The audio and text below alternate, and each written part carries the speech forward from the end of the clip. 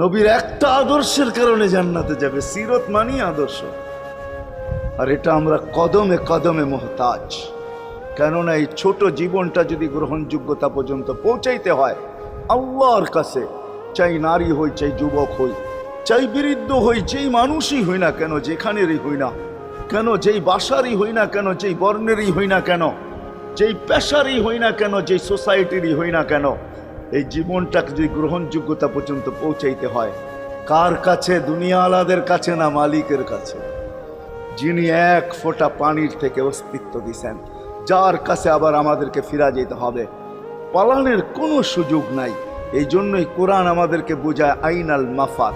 আল্লাহ বলতেছে কোথায় ভাগবে তুমি, বলো কোথায় ভাগবে? কবির কথাই সত্য, যদিও নাকি পালাও তুমি আকাশেতে লাগিয়ে সিঁড়ি, সিঁড়ি লাগাও যদি আকাশ